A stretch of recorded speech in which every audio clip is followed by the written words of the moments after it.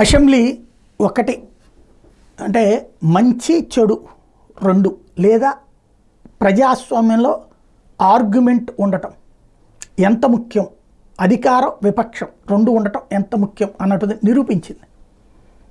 శాసనసభ శాసనమండలి రెండు జరిగింది, రెండు నిరవధిక వాయిదా పడ్డాయి, 10 రోజుల పాటు మీటింగులు జరిగినాయి. అయితే సాధారణంగా ఎప్పుడు శాసనసభ మీద ఫోకస్ ఉంటుంది, కానీ ఈ దఫా శాసనమండలి మీదే ఫోకస్ ఉంది. శాసనసభలో జగన్మోహన్ రెడ్డి లేకపోవడం, వైఎస్ఆర్ కాంగ్రెస్ పార్టీ లేకపోవడంతో ఉపన్యాసాలు గంటల కొద్దీ జరిగినాయి, అనేక చర్చలు జరిగినాయి, బిల్లులు 26 దాకా ఆమోదం పొందినాయి, అలాగే ప్రశ్నోత్తరాలు దాదాపు 75 దాకా నడిచినాయి, చాలా జరిగినాయి. కానీ ఆశించినంత కవరేజీ లేదు, అంటే పత్రికల్లో వచ్చినాయి బట్ పబ్లిక్లో ఇది లేదు. అదే మండలిలో వచ్చేటప్పటికి వైఎస్ఆర్ కాంగ్రెస్ పార్టీ వర్సెస్ తెలుగుదేశం, మంత్రులు వ్యవహారము, ఇటు వీళ్ళ నిలదీతలు, ఈ ఇద్దరి మధ్యన జరిగిన సంభాషణలు సంవాదాలు అవే చర్చకు వచ్చినాయి.